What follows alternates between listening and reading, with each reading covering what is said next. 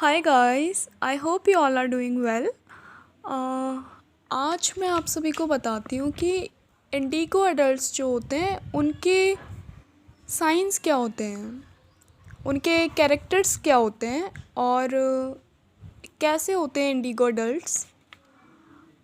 जब वो छोटे होते हैं तो उनको इंडिगो चाइल्ड्स बोलते हैं, लेकिन अब तक अगर प्रेजेंट टाइम में देखा जाए तो वो सभी इंडिगो एडल्ट्स बन चुके हैं।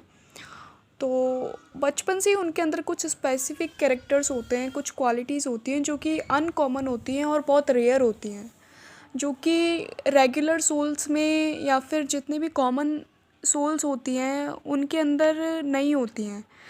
तो ये जो स्पेसिफिक ट्रेट्स होते हैं या स्पेसिफिक क्वालिटीज़ होती हैं, ये इंडिगो एडल्ट्स के अंदर या इंडिगो चाइल्ड्स के अंदर बाय बर्थ होती हैं। और कैसे वो दूसरे लोगों से डिफरेंट होते हैं, कैसे वो कॉमन लोगों से डिफरेंट होते हैं, क्या उनकी लाइफ में अलग होता है, वो चीज़ें आज मैं आपको बताती हूँ डिटेल में।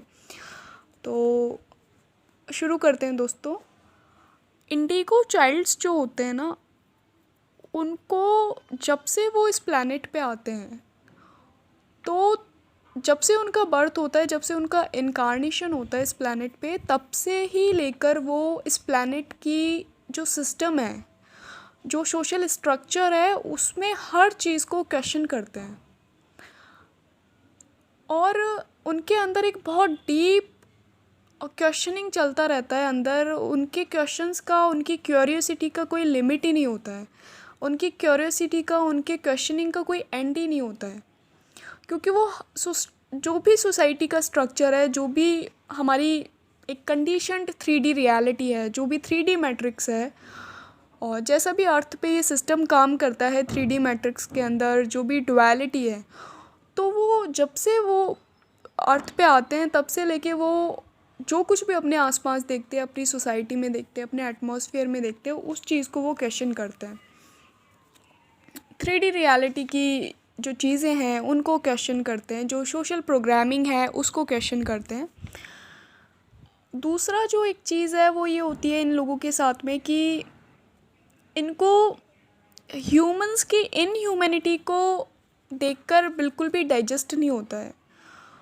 ये बिल्कुल अंदर से शेकन हो जाते हैं। इनको ऐसा लगता है कि ये जो बिहेवियर हम हमारे आसपास देख रहे हैं, ये लोग ऐसा बिहेव ह्यूमंस कैसे कर सकते हैं। तो ये चीज़ इनके अंदर एकदम सोल लेवल पे इनको फील होता है कि जो कुछ भी ह्यूमंस की जो इनह्यूमैनिटी है सोसाइटी में, क्रूएलिटी है, उस चीज़ को देख के इनको बड़ा फील होता है, स्ट्रगल फील होता है इनको डाइजेस्ट करने में इस तरीके के लोगों के बिहेवियर को।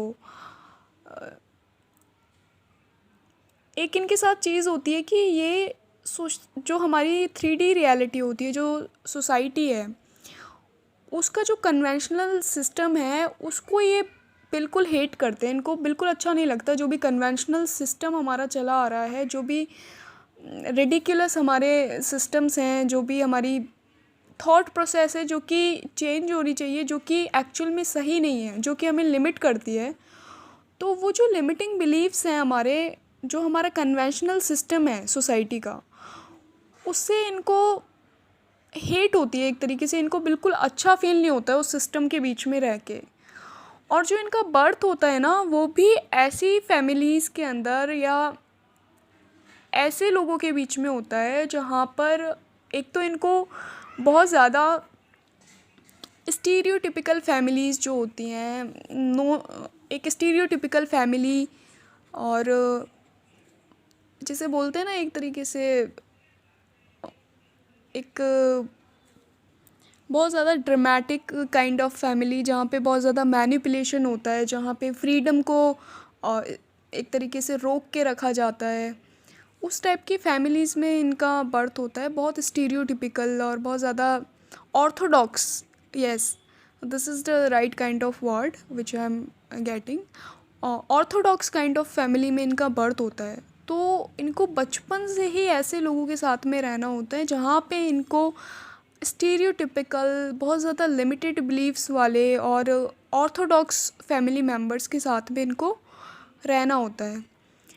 तो तभी इनको बचपन से ही सोसाइटी का जो कन्वेंशनल सिस्टम है, जिस तरीके से 3D मैट्रिक्स में चीज़ें काम करती हैं, वो चीज़ें इनको बचपन से ही अपनी फैमिली में रहने से ही समझ में आ जाती हैं। ठीक है, तो इनका बचपन भी बहुत ज़्यादा, चाइल्डहुड भी बहुत ज़्यादा स्ट्रगल में निकलता है। इनकी एक खासियत होती है कि ये बहुत ज़्यादा एम्पैथिक होते हैं, सुपर एम्पैथ होते हैं, और इनको इनजस्टिस बिल्कुल भी बर्दाश्त नहीं होता है। इनको इनजस्टिस बिल्कुल भी पसंद नहीं होता है कि एक इनोसेंट इंसान सफ़र करे। ये चीज़ उनको बिल्कुल अच्छी नहीं लगती है। अगर कहीं पर कुछ ऐसा हो रहा है जहाँ पे एक इंसान दूसरे इंसान को डोमिनेट कर रहा है, वीक इंसान को एक इंसान डोमिनेट कर रहा है, और इनको पता है कि सच्चा कौन है, तो ये हमेशा ट्रुथ के साथ स्टैंड करते हैं, चाहे वो इनका कोई बहुत क्लोज़ फैमिली मेम्बर ही क्यों ना हो, बट ये हमेशा ट्रुथ के साथ स्टैंड करेंगे। ये कभी भी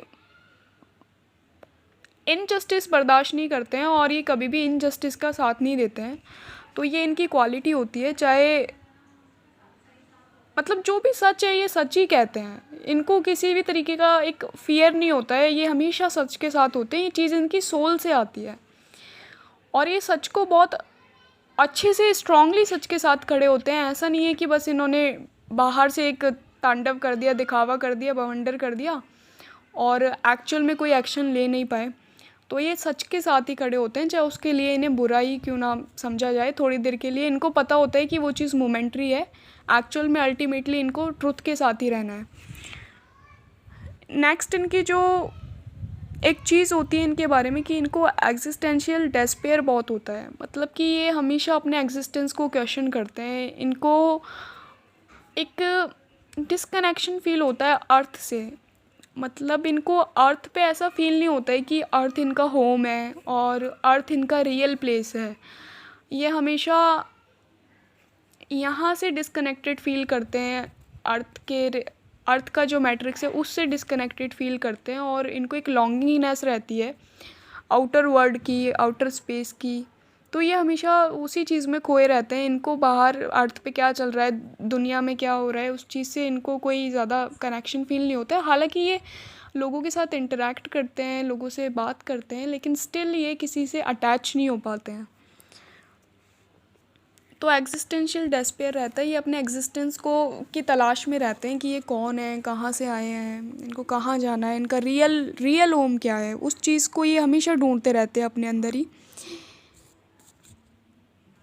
और जैसे ये थोड़े बड़े होते हैं, जैसे जब इनकी अवेकनिंग का टाइम होता है, जब ये अवेकन होने लगते हैं, तो उस टाइम पर ये बहुत सारे अनकॉमन रेयर मिस्टिकल एक्सपीरियंसेस को एनकाउंटर करते हैं, जो कि कॉमन लोगों के साथ नहीं होते हैं, और बहुत ही हाई लेवल के जो हायर डायमेंशन के एक्सपीरियंसेस हैं। जैसे कि टाइम और स्पेस को भी ये कभी कभी जंप कर जाते हैं, टाइमलाइन और स्पेस को भी ये जंप कर पाते हैं, और हायर लेवल ऑफ डायमेंशंस की एनर्जीज़ के साथ हमेशा कनेक्टेड रहते हैं ये लोग।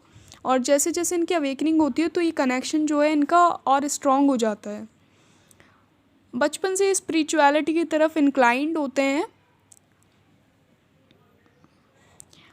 शुरुआत से इनको एक बहुत डीप अर्ज फील होता है कि इनका मैक्सिमम पोटेंशियल ये अचीव कर लें, और इनके पर्पस को ढूंढने की इनको बहुत ज़्यादा नीड फील होती है बचपन से ही। ये शुरुआत से किसी से ज़्यादा अटैचमेंट नहीं रखते हैं, और हमेशा इनको एक नीड फील होती है। इनको पता होता है इनकी सोल लेवल पे कि इनका एक बड़ा मोटिव है, एक मिशन है, एक पर्पस के लिए आए हैं, तो वही करके इनको जाना है। बाकी इनको किसी से कुछ लेना देना नहीं है ज़्यादा।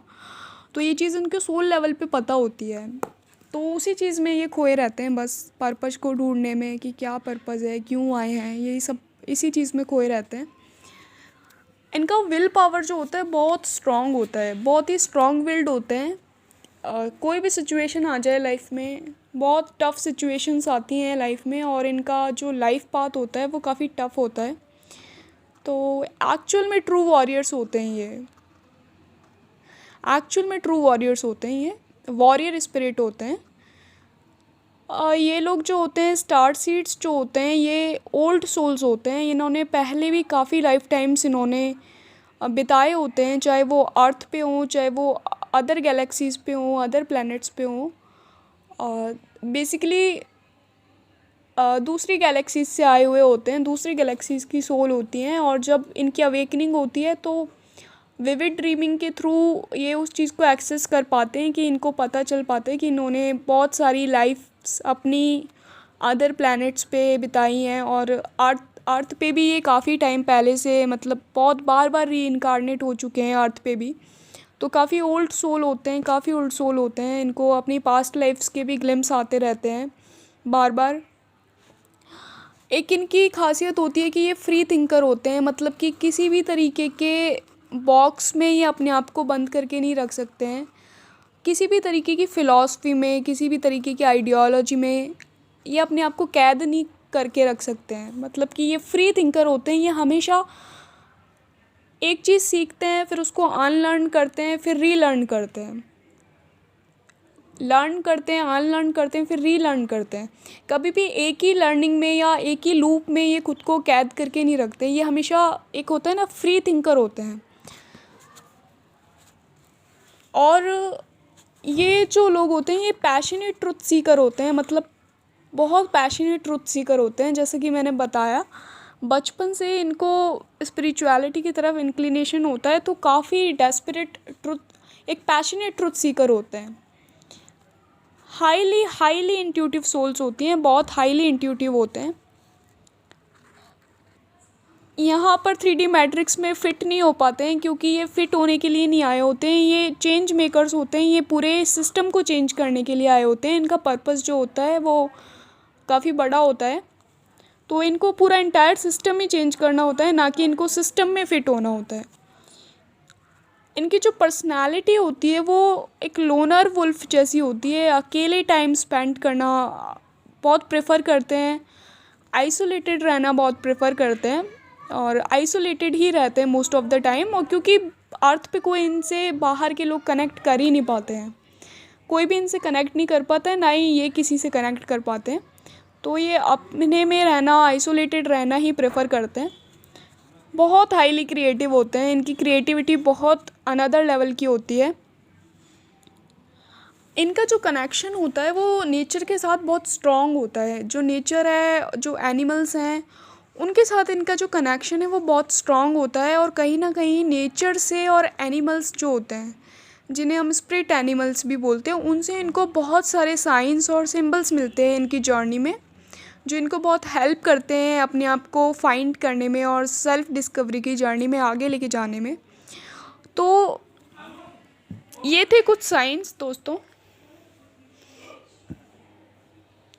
जिससे हम, जो कि हमें बताते हैं कि इंडिगो अडल्ट्स जो होते हैं वो कैसे होते हैं। आई होप आपको क्लैरिटी मिली होगी। Thank you so much guys, I will see you in the next video.